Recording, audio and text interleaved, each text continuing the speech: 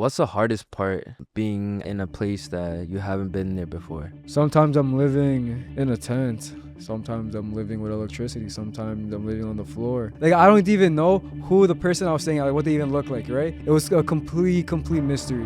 And then I remember, like, because I was in the middle of nowhere, I was like, oh, because I see so many things, like, people take the taxis, right? And if it's not safe, they'll, like, literally murder them. And I was like, oh, you know what? Like I don't know if these rumors are true, because obviously, like, when you go to a country, you hear, like, these negative things. I remember the phone call you called me. You're like, yo, I'm so scared. You were on a bus or something. He's like, yo, I'm actually so scared, man. Water will run out a couple days, and you'd really have to, like, ration the water, you know, like, use maybe, like, less than this to clean, like, 10 dishes, you know, like. And it's hard to think, like, how are you supposed to get people to donate for, like, your charity when they can't even see it, when they won't help a guy that's, like, in front of them.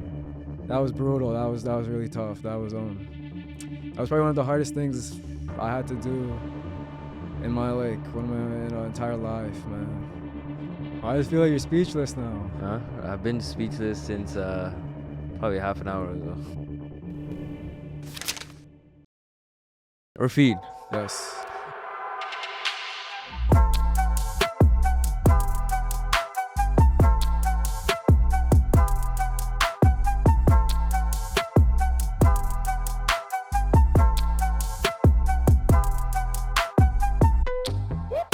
I know you've been traveling to many, many different places.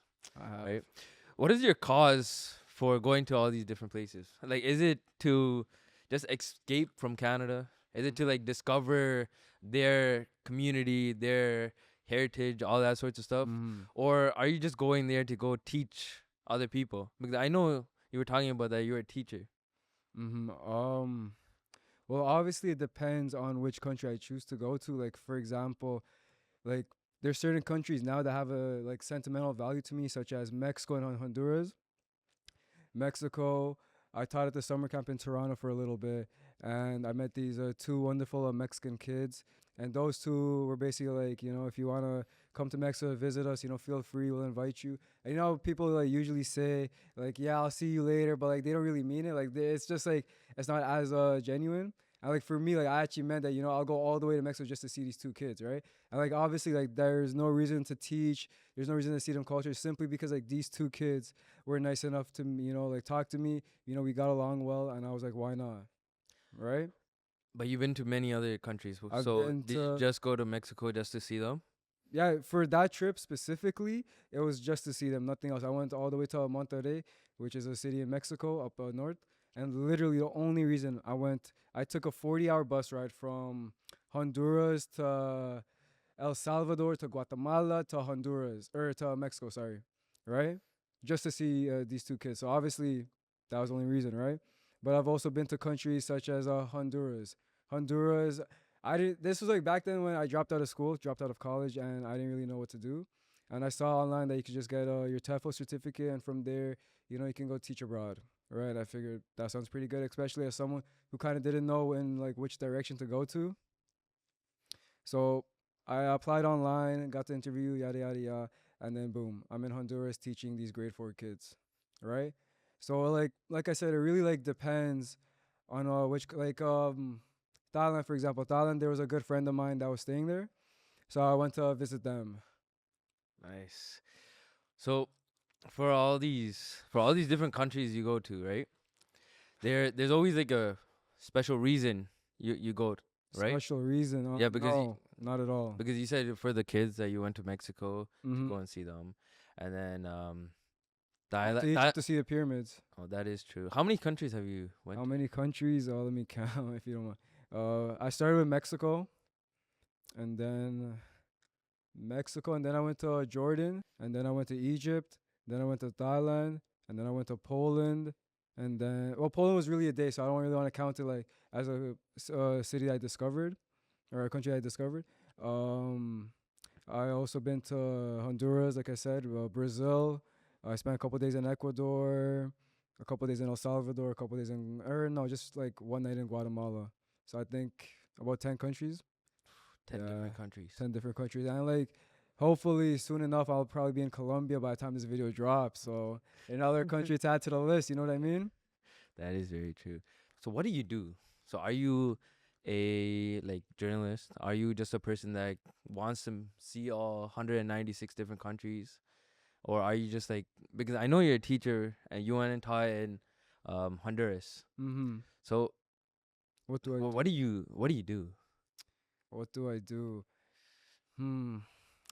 That's not such an easy question to answer because I feel like for like the last 3 4 years of my life, I've kind of just been doing a mix of like really just random things, trying to see because like obviously you never know what your calling is, right? That's not possible to know at a young age, right? Like you graduate high school at some people 17, some people at 18, and then from there, some people will choose like what they're gonna do for the rest of of their life, right? And like for me, I think I realized like once I was in university, like I don't really know, right? Dropped out of school twice, so I didn't really know. So I just really like would do odd jobs. Like I worked at restaurants. I worked at at this set right now. I worked here, right? So I've done a couple odd jobs, but right now, not even odd jobs. I've also like done like my own projects. Like when I came back from Thailand, I had photos because I was on this motorcycle trip that I took, and I created a little photo book, like a little like photo zine is what they call it. And I was trying to see like if I had any skills to like edit it, and like just kind of like where my vision was at like artistically, right? So I did that for a bit, and then I did projects such as I would like work on my origami projects, and I Oh, don't know like what do I do? It's tough, bro. Like because 10 different countries in what, 3 years? Within two 3 years? years, within 2 years, Within 2 years. within 2 years, yeah. That's Is it a a lot? lot of countries. But I you know don't. what I'm though? saying for an average person, But you know what though? I'm guessing that even for me, like Mhm. I don't think I probably went to like two max within 2 years. You went to 10 different countries and at least stayed an average of a week there. mm, I don't know. To me, I think it's really nothing special. I think what really is a special part about me traveling is not the 10 different, or I went to this country or I went to that country. It's the people that I met and the relationships that I formed. Right? I think that right there is what's like what we should be important. Like, especially as a citizen of this world, like it's our job to, I'd say, to leave the world in a better place than we found it. Right? So I think like really like who cares about all the countries I went to, all the countries I'm going to, right? Let's talk about like the people I met, what I did in those countries, because I think that's like where my experiences differentiate from like let's say the average person traveling. Like I see loads of people on social media, summer breaks, they just go out there, they agree, they're going to Japan, they're going to Tokyo, they're going everywhere, right? But like me, like I don't have like money like that, right? Like obviously when you say 10 countries, people assume that this person's rich, this person must have money, but no, all I really have is like I know how to find places, I know how to find things, I know how to talk to people, and I know how to get around through that, right? Because really, like, just genuine human kindness will take you so far in life, right? And me traveling and being able to travel and meet these people is just proof of that. And like that's the reason why I'm on here on this podcast, and that's specifically what I want to talk about, really. All right, so you went to different type of countries, right? So let's go to your first country that you went to. What was that? Was that It your was Mexico City. I remember it was the first place I ever solo traveled to. And like as you know, like a lot of people, they take their friends because they're scared to like travel by themselves, right? But I actually remember you were supposed to come with me to Mexico, but what happened to that? Unfortunately, I have to go alone because the guy sitting across the table from me right now. that's insane that you just put me out there. But you went there, but My you were living a different life. You were basically living like you were a local there living like I was a local. because you were living in hostels, right? Mm-hmm. You were mingling with like the local community. You were a part of what is that? The part of that community. You would Mm-hmm. take the transit from one place to another, right? Because majority of people that go from, I don't know, Canada, America, the Europe, just to go to those different type of countries like Mexico, they would usually just go for a tourist trip, Mm-hmm. right? But you took tourist trip to the next level. You went super I actually local. went to You went local. Acapulco, the murder capital of Mexico as well. And I remember I stayed there only for a night because it was so sketchy. Because I remember going in and it was like at night I come into the bus and like the lady picks me up from the Airbnb and like she's driving us there. And then more and more she goes to this community that's like it definitely it said oh the Airbnb is near the beach, but we're not anywhere near the beach. And I check where the beach is and it says 30 minutes away. And I'm like, what is going on? And then like literally the entire day I remember I did not leave that building because like I'd wake up and there's like a random dog in the apartment and it was just so sketchy that I was just like absolutely scared to leave. Like I went to what is it called? The Oxxo, because in Mexico the convenience stores are called Oxxos, and I go to the Oxxo and I just get like a bunch of chips, a bunch of sodas to just camp out for the next 2 days in Acapulco. And then I remember like because I was in the middle of nowhere, right? And like I was like, oh, if I, because I see so many things like people take the taxis, right? And if it's not safe, they'll like literally murder them. And I was like, oh, you know what? Like I don't know if these rumors are true because obviously, like when you go to a country, you hear like these negative things, and like to a certain extent, like yeah, it's true, but like a lot of things, like as you know in the news, like it gets overplayed, right? But I still didn't want to like, like really like take a risk like that. So like it was the bus stop was 6 hour walk from where I was, and I was like, you know what? I'd rather walk where I could like keep track of my surroundings and all that than take a taxi. But what I really ended up doing was like I just used my brain. And I was like, oh, I might as well just take a shared because I have shared vans. Just take a shared van and just like hop on it, and then like once I get to like the nearest stop on the map, just get off and walk. And that's what I ended up doing because. Like a shared van with like a bunch of old ladies, like obviously that's safer than like me taking a taxi by myself, especially as a gringo who knows no Spanish. So that's what I ended up doing. I remember the phone call you called me. You're like, yo, I'm so scared. You were on a bus or something. He's like, yo, Oh, I'm actually so scared, man. yeah. I was panicking. I was like, yo, I don't know what this guy said. He's hella scared. He's going into the place that a lot of people get murdered. I'm like, oh man, this guy went alone too. So that was another thing. I don't know why he called me. So I'm like, okay. But then a couple days later, give me a call. You're like, okay, yo, I'm out of the city. Right? I'm like, yo, thank God. Man, I mean, I gave you a couple of calls and like like cities are a bit like iffy. Yeah, And, like like to me like you're always gonna be like the first person I call because like I trust you. You know. I appreciate that. Oh, I can't say that. No, no, that's fine. That's totally fine. Oh, Um, I want to go to your teaching. my teacher. Tell me how the Honduras story played out. How you taught the people in Honduras. I'd love to. Um, man, those kids. Wait, before you even say it, how did that even come up? How'd I even How come did you up? even get it? How did you get that job? Yeah, no worries. Well, like I said, I got my TEFL certificate first. This was back in, I want to say October. I got my TEFL, and then I'm on this TEFL like those just job sites, those teaching job sites. I'm on those teaching job sites. What's a TEFL? It's teach English as a foreign language, Okay. right? So, like back then, like back, I want to say like 10 years, or not even 10, like 20, 15 years ago, like if you got your TEFL certificate, like, you could teach in China, right? So you'd have like university students who don't have like the proper qualifications, like proper like teaching degrees and all that, to just get their TEFL and then boom. Which me personally, like yeah, obviously I did do the same thing, but I don't agree with it because like now that like I'm in my degree for education, I understand education more seriously, and I realize like, especially when it comes to children, to basically not give them like your best education that you could possibly give is basically the worst thing you could do in my opinion, right? Because like you're coming from a first world country and to like have the mindset like, oh, you want to just party, you want to do this and that, like that's completely the wrong mindset, right? How long did it take you to complete your A couple of days.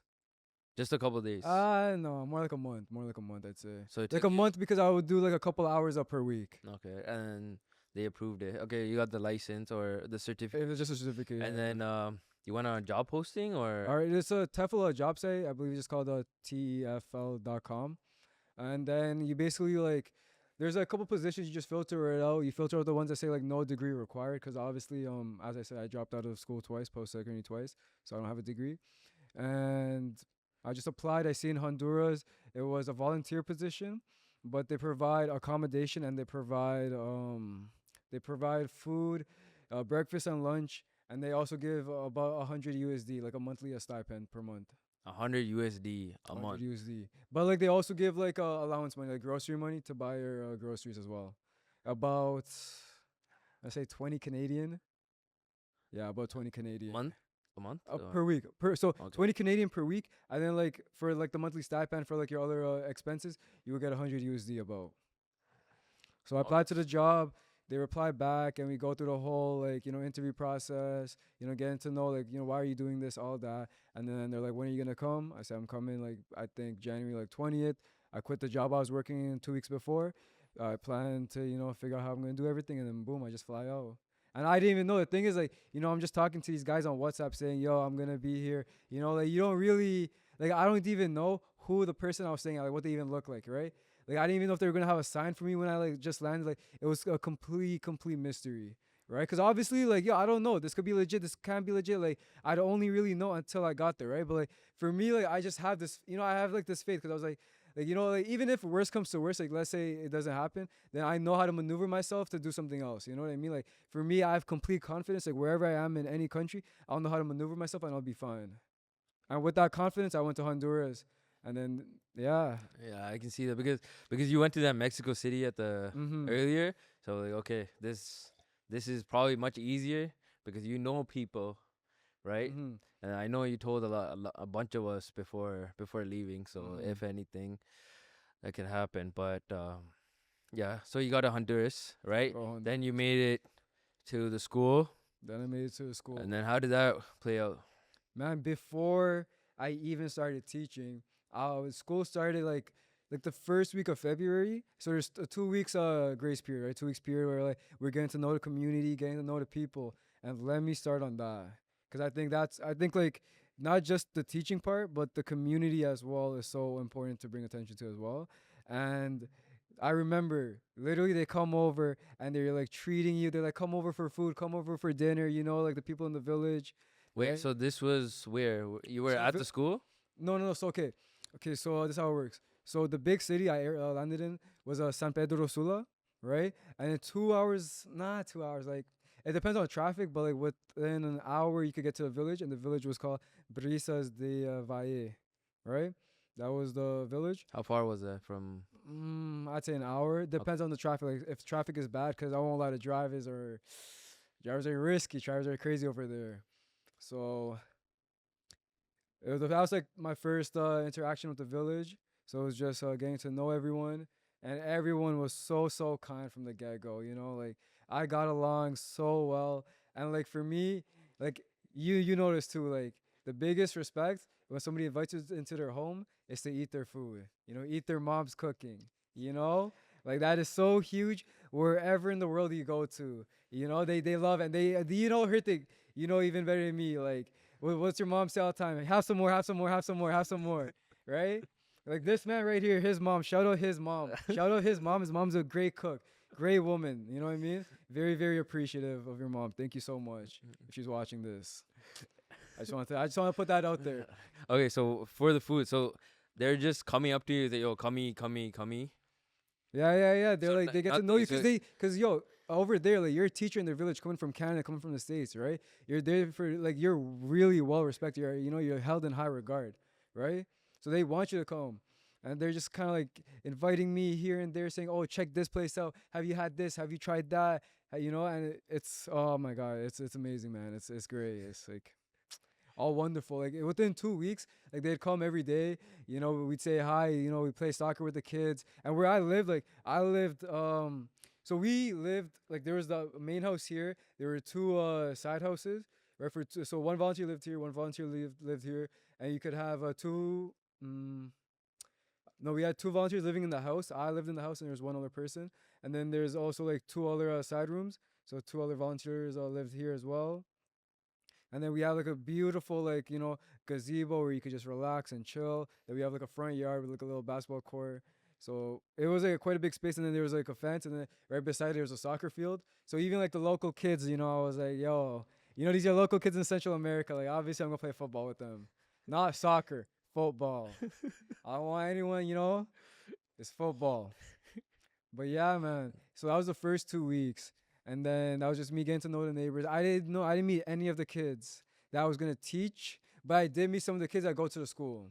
Okay. Right? And even to this day, we're still good friends. I love that family. I love those kids. So you were about to start teaching, Yeah. but you had no knowledge in teaching, right? No knowledge. Except that Not TEFL certificate. And that TEFL certificate, if I'm being completely honest, anyone can do it. Anyone can do it. And anyone can kind of just like get past it really easily without really like following the instructions and what it entails. run down your first week of the school because your first time you probably had what? How many kids? 20 kids? 15, Yeah, 20? 20 Something like- kids, 20 So kids. dealing with 20 kids and how old were they? Around like 10, 11. 10, 11 kids. 10, 11. Okay. 9 years old, 10 years old.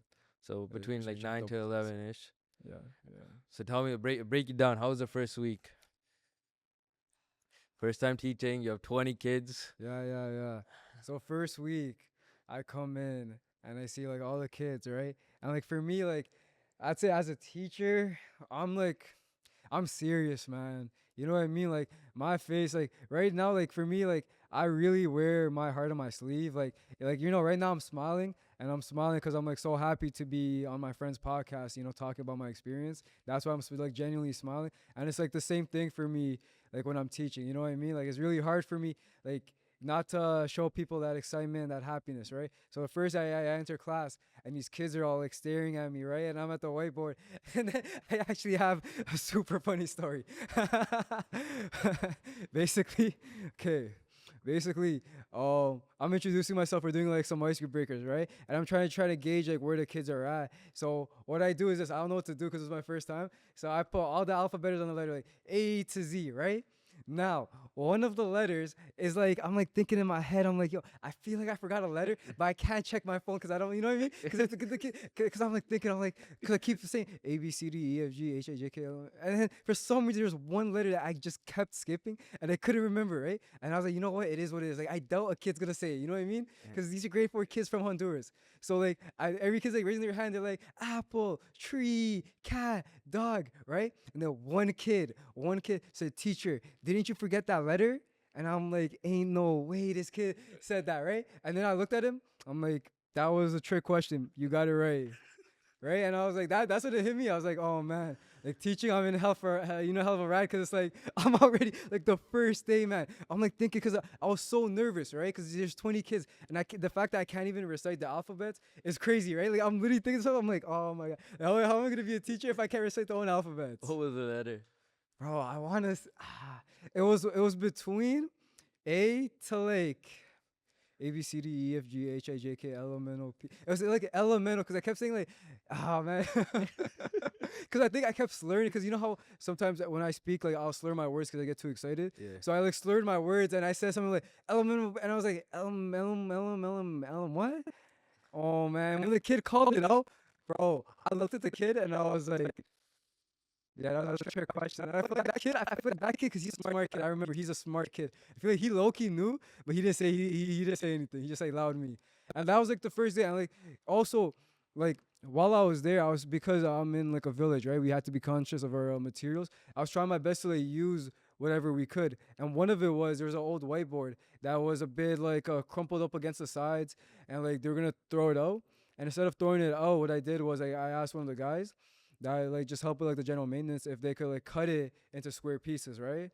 Because like having a little whiteboard board, so the kids could go, this is this, or when we're playing charades, like letter M, because I thought like it'd be interactive, right? So instead of wasting it, I also made sure like while my time there, I was trying to like reduce, reuse, or recycle, basically like try to use what I have, right? Because I don't want to waste anything, right? And it really makes you conscious. Like for example, like, while I was living there were times when like water would run out.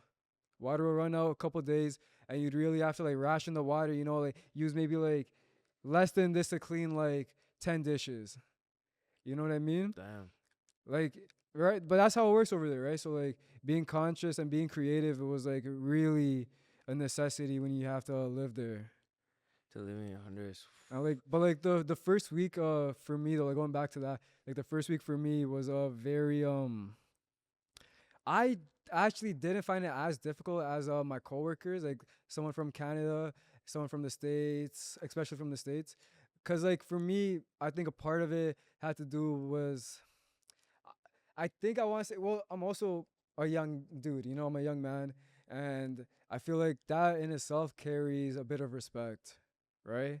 Because some of these kids, I actually made a mistake. Some of these kids, like when I asked them, like draw your family, right? A lot of them didn't have fathers, or like they only had their grandma, or they only had their, single mother. So I think to some of these kids, I was also like that one male real model in their life, and I was like that consistent figure for them.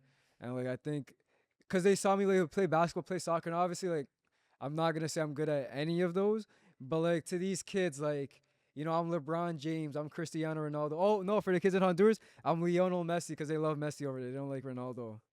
But like, like that's like who I was, and that's why I think the first week went relatively smooth. They like really liked me. Most of my kids, there's actually only like 5 boys in my class, and the rest were girls. Right? And I think like the boys, they were troublemakers, but I feel like with me, like the boys, they try to impress me and try to make me laugh, and like the first week was really just full of like shenanigans with me and the kids, just getting to know them, having fun. And like them like also understanding like I'm serious, you know what I mean? Like I'm not gonna take anything, like don't try to play me, don't try to like, do this and that. Like I'm serious. Like if I think you're bad, I'll put you on timeout. Like multiple times like kids like they would make they'd be noisy, they wouldn't have like that general respect. And what I would do is like time out in the corner, time out in the corner. I don't have to say anything else. How was the language barrier? The language barrier, Because what do they speak there? What's they their speak Spanish. Spanish? Mhm. Man, you don't know any Spanish, right? Hola, Except ¿cómo for a little bit, yeah. estás? So how did How did it work? Quite a bit of charades, Google Translate. Some of the kids' English is like they could understand, but they couldn't speak, right? So really the trouble wasn't with the kids, I'd say. It was more with the parents and the administration, because I think there's only really one teacher that could speak pretty good English, and everyone else, like, their English was a little rocky. Like, I wouldn't say it was passable by any means. So obviously like Google Translate, but some of the other volunteers, like one of the girls, she was fluent in both Spanish. She was bilingual, so she was fluent in both Spanish and English. So she helped translate quite a bit for me. Like the last day I was there, she helped translate to the kids what I wanted to say. So yeah. I know that was pretty tough leaving the kids, right? After how many months? Basically, what happened was after 4 months, I went back home because I came back for a Ramadan because I'm Muslim. So I wanted to spend a month here with my family. So I did that, and then after I returned, because I promised those kids I'd come back, and I returned for about 2 weeks, and then like circumstances brought me back to here. But I promised those kids that like if I had the chance, and if I do, then for sure like I will come back, right? Like because I don't lie about my word like that, especially to children, and that's what I ended up doing. So like the first goodbye wasn't really a goodbye. Like they all said, "Teacher, I'll miss you. I don't want like the supply teachers. I want teacher. I only want you." Right? But they knew I was gonna come back, and I also told them like, look, if they're all on their best behavior, I'll bring them gifts, and I brought them all gifts. What'd you bring them?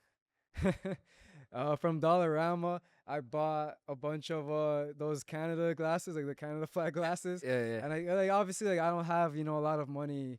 Like I can't, but if I could buy them, like if I could buy them anything, like I'd buy them flight tickets to Canada so they could experience like the culture here. Like that's what I would buy them. But fortunately, I don't have the money like that.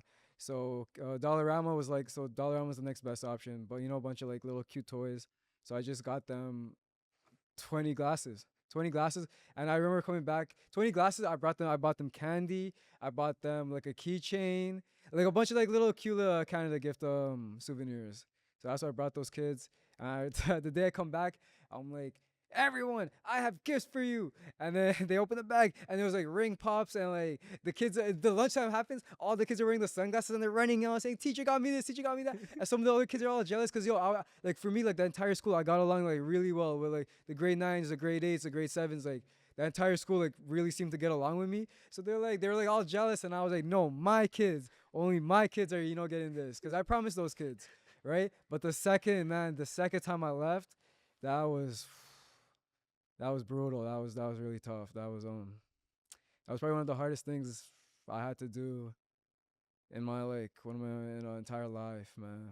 Because like I said, like those kids, like I told you like that quality education really matters, right? And obviously like I don't have the qualifications to develop a course, develop them the best thing. But what I could do was make English fun and interesting, and make them want to learn it. So then in the future they're like, yeah, I need this, right? Because like these, if they learn English, man, they could get a call center job. They get a call center job, and they're supporting their family. Like a call center job here, like obviously people look down on it, but like over there, man, that's good. That's a good job to have. Being bilingual, that's a privilege to have. Like, you know what I mean? And like for me to not be able to like fulfill the entire like time period, it breaks my heart. It really does. Like I wish I could have stayed till I could have stayed there until the very end, but I couldn't. But like the last day, like one of the kids bought me a bracelet. Like some of them brought me gifts. Like I remember this little girl named Eileen.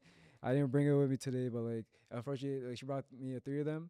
So I have that at home, and like Like I told all the kids this. I told all the kids like it's my last day, and in my room, I want to always remember you guys. So I want you to create like draw me a letter, write me a letter, just give me something from you and your heart to me, and I will cherish that for the rest of my life, right? And then in return, what I did was because like I said, do origami. So in return, I made these origami like foldable letters. You fold it, they open it like this, like pull it, and it opens up, and it was just a letter to each and every student because I know like for example he wants to be a soccer player, and I was like, don't forget about school, but also like I know you could become great at soccer, keep doing what you're doing, what I mean, like these kids are in grade 4, but I wrote each of them a letter because look, like as I think as teachers, as educators, as anyone in the role of mentoring, it's clear to like mention like this relationship isn't just one way. I'm not just teaching you, you're teaching me, right? And that's like the point I want to prove to these kids as well. Like not only did I teach them, but they taught me many things as well, right? So in that letter, I was like, thank you for this. You did this for me. I love you. And I gave each kid that letter. And like I could see them open it up, and they're asking teachers, "Oh, can you translate it?" Because they want to know what I said. And then I have like I have a folder, man, just like a bunch of letters and souvenirs that some of these kids were giving me, and like I said, like the families I got along with as well, right? Outside that school relationship, there were also families that I spent my time with that would invite me for dinner, and then we would invite them for dinner. We'd make them food, right? So like that last day was literally full of just tears. There was a lot of crying, a lot of hugging, a lot of like "I love you," a lot of like "I'll miss you." Like it was really hard. Like it was by far, and like I think that entire not only those kids from the school, that school, that 5 month I spent there is one of the greatest things in my life. Like that's literally the pride of my life. Like when I talk to people, like I said, like for me having like shoes, having a good jacket, that's nothing. You know what I mean? That's worth nothing to me. But like that right there, being able to go to a community and be able to make these people laugh and like have a presence means the most to me, right? And that to me is what real like treasure is. That's gold, not that physical stuff. That right there is gold, and like that last day really just brought in so much so much different like points. That I just realized it was tough. It was tough. Yeah. I can feel how much they meant to you. And man, like I'd say not a day goes by when I don't think of that period in my life because, like I said, like though that right there is what really got me into doing my degree as I'm doing right now in education, right? Like obviously, like I don't really know my path. Like I'm not like the guys you've been having on this podcast before. Some of these guys, they're barbers or they're this and that. They own like restaurants. I'm not like that. Like right now I'm teaching, but who knows? I could end up as an accountant in the future, right? Like I don't know what life has for me, but like the people that I know I have in my heart, that I know for sure happened. But everything else is up to God. Have you taught somewhere else? I Oh, taught a little that's bit in Ecuador and I taught a little bit in Brazil. I was just volunteering around some NGOs and like the way I traveled too. I don't know if you'd be interested, but like I think some people are actually quite interested in the way I travel. But there's a site called workaway.com, and that's what I use to travel. Like you just hit up a host, see if you're interested. Like obviously see if this is something that you could do, that you could actually like go in for a month. Like say the time that you want to do. If you don't know, you don't know. But if you do know, try to see if this is something that your skills are. You're able to do. Like don't say, oh, I know how to do carpentry when you've never done it before, right? Like just so you could like stay with them. Like don't abuse someone's kindness like that. But if you think you could come in and teach, then obviously do that. But what I use is Workaway, and there was a school in Ecuador that said, "Yeah, come teach. I'll give you accommodation, lunch here and there," and then that's what I did. And then I stayed in Ecuador for a couple of days. I taught English to a language school, and yeah, that's what I did. I also taught in Toronto at U of T. At U of T, that. Yeah. So Canada. Canada as well. Canada to the list. But that was like a summer camp though. That wasn't like anything special. But But still, I really still good. I still taught kids from like I taught kids from South Korea, from Japan, from Brazil, Mexico, Colombia. So a little like out there.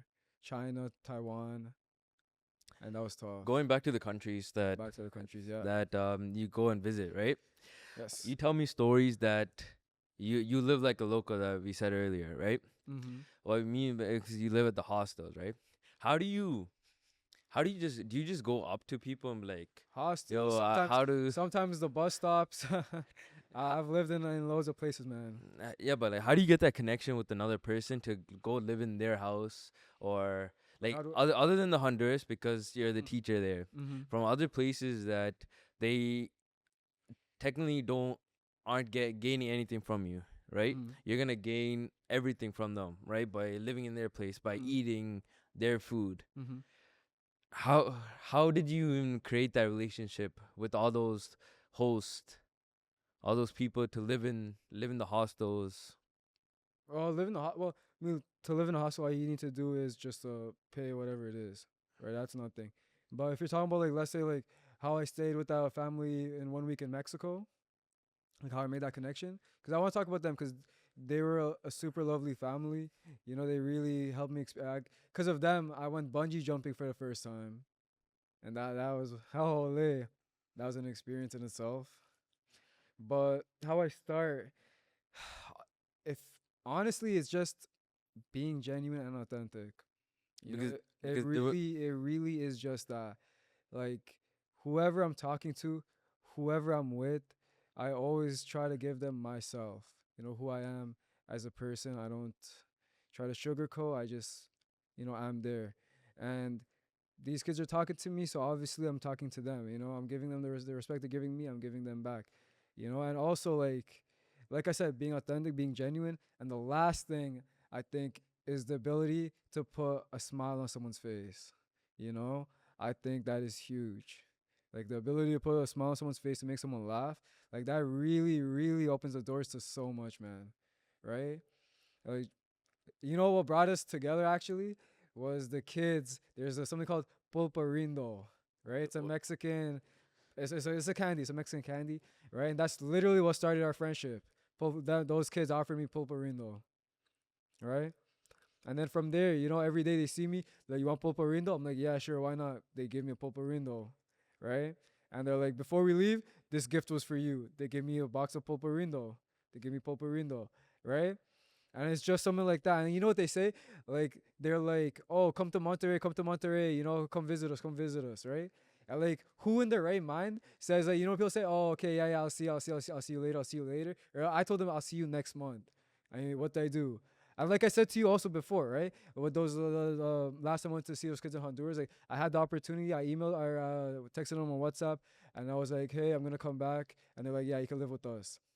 I don't really have like any advice for anyone because I think it really just is who you are. because there was a place in I think Brazil where you went to, and there was this lady I think. Yeah, yeah, Yes, you were yeah. staying at someone else's house, I was but staying like at you didn't know this person at all. no, no. I met them So off the internet. so you just put blind trust I on. wouldn't say blind trust.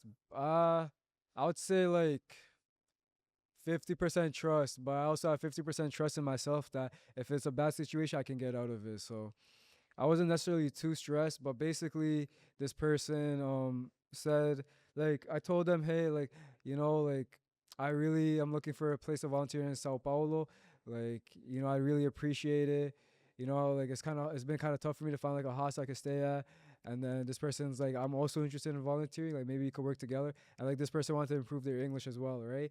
And I was like, I want to improve my Portuguese. So we were able to kind of have an agreement. And then this person was also like relatively young, like I think maybe 2 years older than me.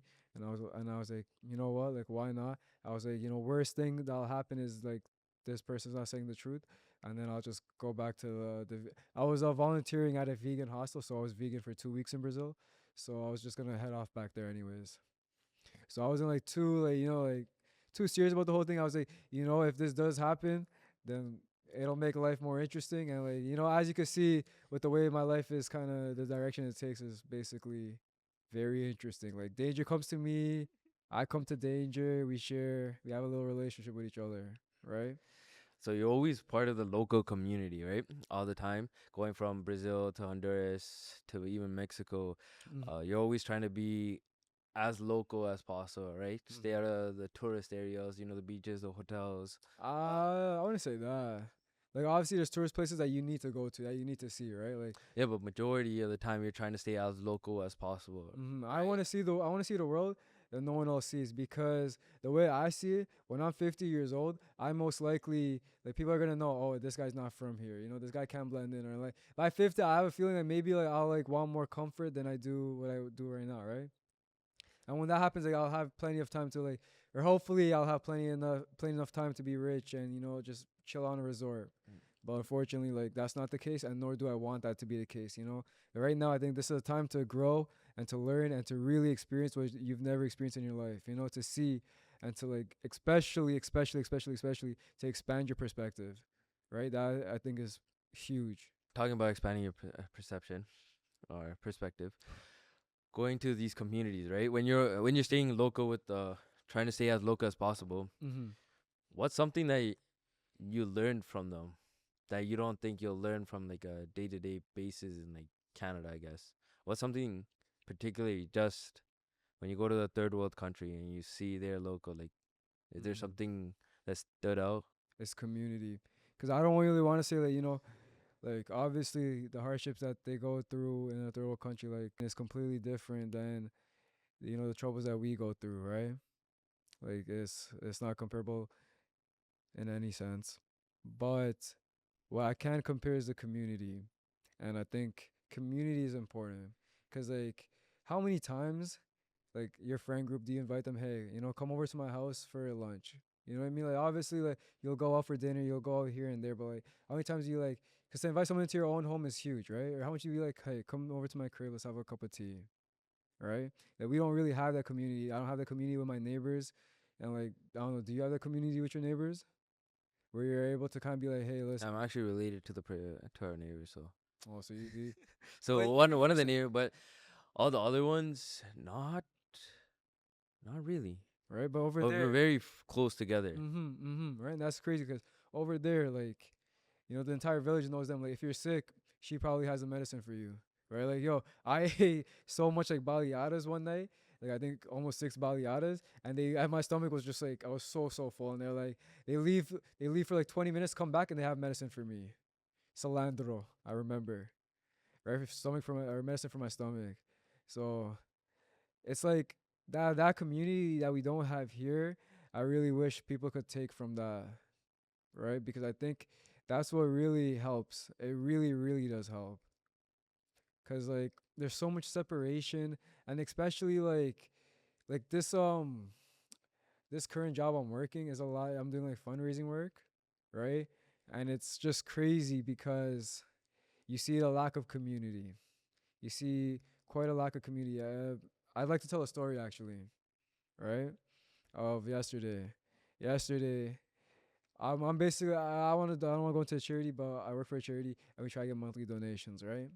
And like obviously it's something where it's like it's like $15 is the minimum donation, and it's like you ask these people, hey, listen, a cup of coffee a day, $15. It's not gonna take too much of your time if you're financially stable, or even if you're not, right? Like sometimes I'll donate plasma and they'll compensate for me. So there's like plenty of things you could do if you're really like financially unstable, right? But to me, that's not even that, because obviously you can understand it to a certain extent. Like if people don't know where their money is going, and they don't see like the help that they're actually doing like firsthand, then it's a bit difficult, right?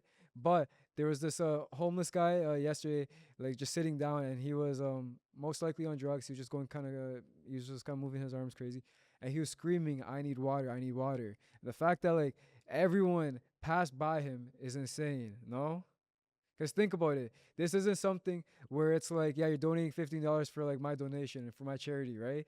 But 50 cents, 20 cents to go inside, get a cup of water, to give this man screaming, I need water, whether he's homeless, he's on drugs, whatever, right? And to ignore a man in your community, right, is crazy, right? And I personally don't think that like if you were in Honduras and you were to see the same thing, right? Like, people would be like, just give a cup of water. Like a bag of water is how much? Like 5 cents, 20 cents, 10 cents, right? The fact that everyone ignored this man, like, and it's hard to think like how you supposed to like get people to donate for like your charity when they can't even see it, when they won't help a guy that's like in front of them. Do you understand what I'm trying to get at? Right? Yeah. And like that's exactly my point. Is like, where is the community in all this? I don't see anything, and I think that like this problem stem from that. Like a lot of problems are stemming from that. And I just really hope that, people just, like whoever's listening to this, like, yeah, I travel or whatever, but really, like, what helps me travel and do everything that I do and meet great, genuine people is to have a good heart yourself, to be kind to others and yourself. And the fact that, like, we're not getting that in our own communities, how are people expecting to change the world and make the world better is what I don't understand. But that might be a bit of a dark take though, but that's just my take. That's just what I think. After, obviously, like, I've been around the world, man. Like, like, I've been to places, like, I saw things that people most likely won't see, right? And, like, those people are going through it. And, even them, like, if you're hungry, they'll give you a little bit of fruit. But, we can't do the same here.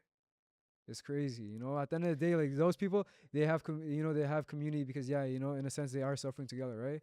But, like, with the whole way the economy is going, like, in a sense, like, we're suffering together as well, are we not? We're all going through the same, like, these tariffs, these, like, economic issues. Like, we're all suffering too. Like, we could have a bit more compassion, is what I believe, right? Like, the other day I was walking and there was homeless encampments, like, maybe a couple months ago. Now there's not anything, right? Like, like, where are these people going? Right? We should really think about that, because just like me, just the way I'm talking on this podcast, like, I could be just like that, right? And wouldn't you have some sympathy for me? Wouldn't you try to help me out? So, maybe, like, obviously, we can't do too much. I'm not a psychiatrist. I'm not anything, but 50 cents to just give some water, I don't see why people can't do that. Like, think about it, and think about it this way, that you could be a hero just if you give a bit of your time, and literally just nothing more, just a bit of your time, and maybe something that, you could pick up off the ground. That could be what someone needs. Those Damn, bits of kindness. that's I don't even know what to say. So I'm speechless on what you just said because it's so accurate. Because even how many times I passed on by some homeless guy, right? Mm-hmm. Uh, Well, just going by him, a couple, maybe something to eat. But yeah, there is like I always said, like like, this stereotype that mm-hmm, mm-hmm, they're gonna use it for cigarettes or do it for mm-hmm. drugs. But a man screaming, "I need water!" Right, and the second that, we give him the water bottle, he drinks it. Right, like, I give him the water bottle, he drinks it. And, like, one of my coworkers, he's actually drinking water. Like, of course he's drinking water. This man's asking, "I need water," and obviously he's shaking. Right, like, if he was the type of person to walk in the shop or his regular, security be called up on him. You know what I mean? So obviously he's saying this for a reason, right? And the fact that he could hold and say thank you, you know what I mean? To, like, walk by someone like that, like, in the case that he takes the water and he throws upon me, so what? Quick shower, whatever. I'm clean now, right? And in the case that he does drink it and he says he needs water, that small amount of kindness, how much does it mean to this man? And this is a difference that we can make here, right? And, like, that's what I want to say, like, to anyone who's traveling the world, like, always remember where you're coming from, right? Remember where you're coming from, and remember, like, to these people, like, this could really be it, right? Like, don't look at these people, like, when they come off the street and they're begging and they're begging and they're begging, you know what I mean? Like, obviously, like, me myself, I wouldn't go on these streets begging for this, begging for that if I didn't have to. You know what I mean? They're begging for a reason, right? Like, obviously, nobody wants to do that. There's no one in this world who wants to beg. Like, be on the ground, be disrespected. No one, right? And it doesn't matter what country. It doesn't matter if I'm from Canada. It doesn't matter if I'm in Egypt. It doesn't matter where I am, right? And, like, that's just what I noticed. Like, obviously, this is, like, a very, like, vague thing, but I don't know. It's just kind of, like, on my mind yesterday, and especially, like, because I told you, I've volunteered abroad. Like, I've done this kind of type of work, so, like, it's crazy. Like, imagine taking a monthly donation for $15 in front of a guy screaming, "I need water." Do you, like, obviously, like, the donation is amazing. The fact that people are helping is great, but to, like, Actually, do it. not to even actually do it, to delude yourself. It's a delusion, right? Just to not be honest into what it is, right? Like, for example, like, yeah, you know what? Maybe I have a deeper connection to this cancer stuff, right? Yeah, I only want to donate to cancer. But saying, like, I love the kids, yada yada yada. Like, what's actually funny? This job, like, somebody told me I can't do this at my job because, what I said? Some person said, "Oh, they donate money, they give money at the door, they go yada yada yada, sign us some paper." And I was like, "Are you crazy? You're donating. You just sign something and you just donate. You don't know where that money's headed. Like, think, man. Like, seriously, think. Like, this is, like, money. Like, people could profit off your goodwill, off your good intentions. Is this something that you would be comfortable with? Is this something that could help you sleep at night? Somebody profiting off your good intentions? No, right? Like, I'm saying this to anyone who's, like, interested in donating, helping the cause. Like, look into what you're doing. Figure out how much of these costs are going to admin, how much of these costs are going to this. Like, it's just so important to do more research. And like the more I travel the world, like that's what I see. It's this lack of communication, this lack of understanding, and it hurts me, man. It really does hurt. Yeah.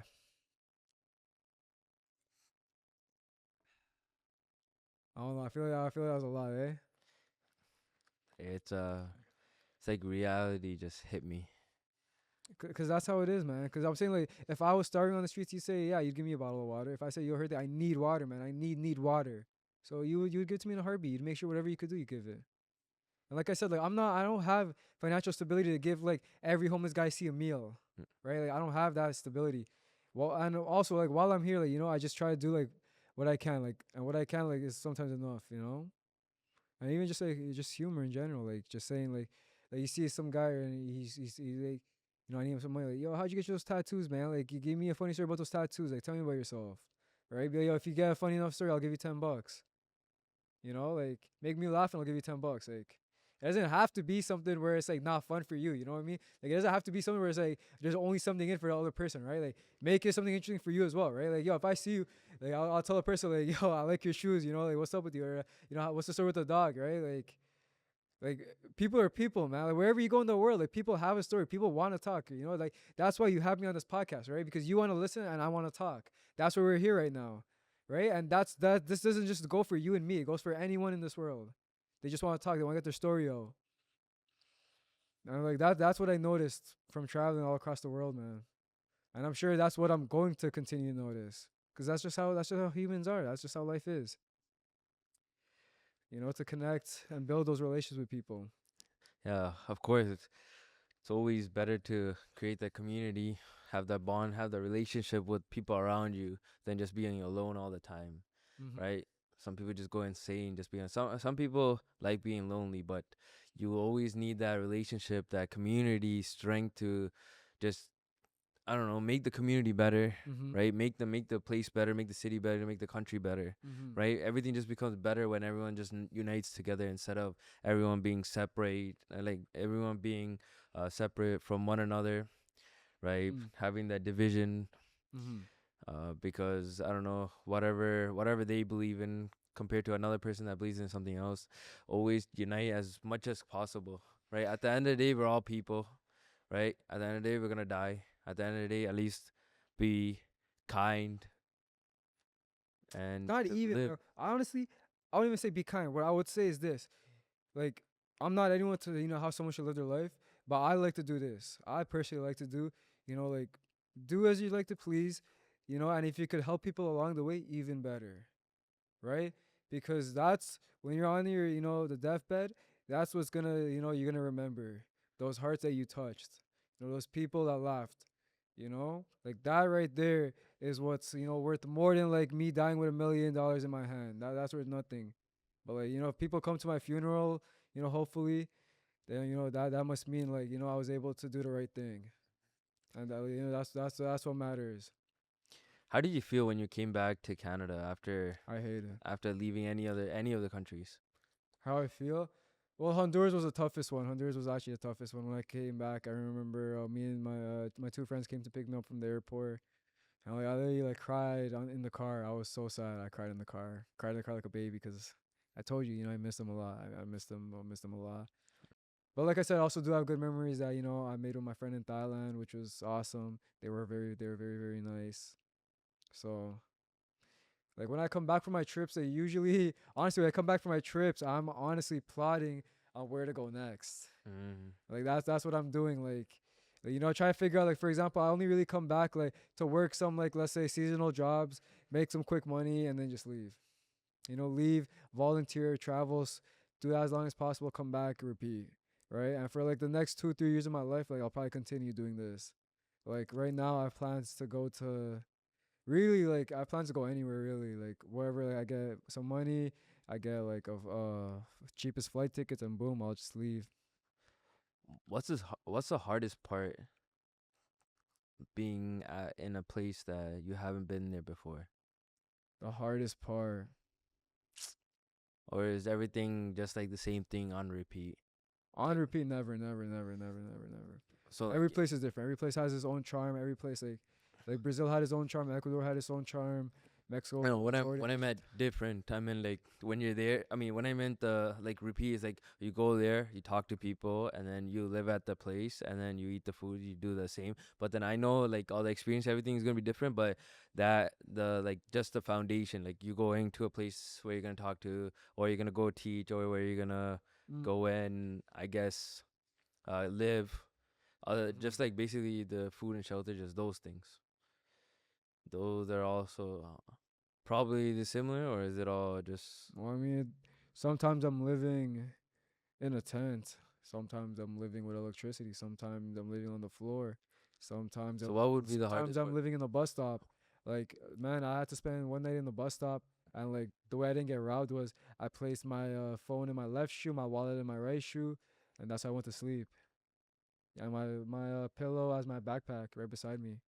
So like I said, like it depends, where I'm at, and like also I want to mention like for me traveling, there's sacrifice that's included. It's not anything that's like anyone can do it, but you need to prepare yourself to sacrifice some things. Sacrifice things that you wouldn't be comfortable with, things that sometimes you may have to deprive yourself of certain amenities to maybe like travel for 3 more days, or maybe like let's say for example you could give ice cream to these kids to your class, right? But like maybe for 1 week straight, you're gonna have to eat like maybe one meal a day, right? But you could like if you just eat one meal a day, then these kids will have ice cream, right? And this ice cream will make you know, make their year, right? It'll make their month. They'll be super happy. So it's like things like that I try to do here and there. You all right? Yeah, I'm good. When I have a sip of water, No, I don't need a sip of water. Um, I just feel like you're speechless now. I've been speechless since probably half an hour ago. Ain't no way. I don't know. I I mean, personally don't think I'm saying anything special.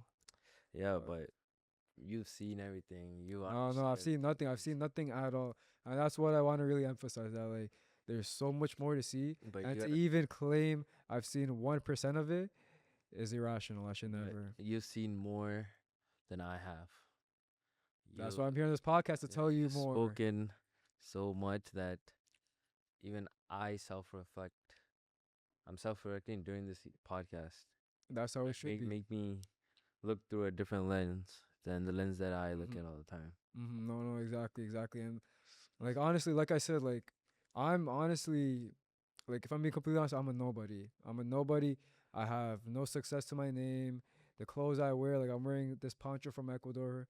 Like I really don't have anything, but at the very least, I try to have a successful heart. You know what I mean? I try to have a heart of gold, and hopefully, this heart of gold, brings like successes in my future. That's really all I can hope for. So our final question is a question that I ask every single person on my podcast. If nobody watched this podcast and skips to the very end of this podcast, what would you like to say? It could be an end note. It could be an advice. Hmm. Okay. To whoever's watching right now, I just want to say thank you on behalf of me, Hertig, and everyone editing. Thank you for tuning in. Thank you for watching. And I just want to say that whatever it is that you guys want to do in the future, whether if it's traveling, if it's going to university, try to be mindful and grateful for the people around you. Try to say thank you when you can. Try to, like when you're able to do good, and really, really take care of yourself and everyone around you. Don't do any bad. And I just want people to live their life, and hopefully if you found my story interesting, then I'll be creating a YouTube channel that will be documenting everything that I be doing, how I go from being at home, how I go from traveling, how I go from seeing these different communities. But yes, thank you guys for watching. I'm grateful to have been on this podcast. I'm grateful for everyone to have heard what I had to say, and I hope that if the one thing that people can take from this podcast is the effects and ability that a human heart has. and what it has on people. And yeah, thank you for listening.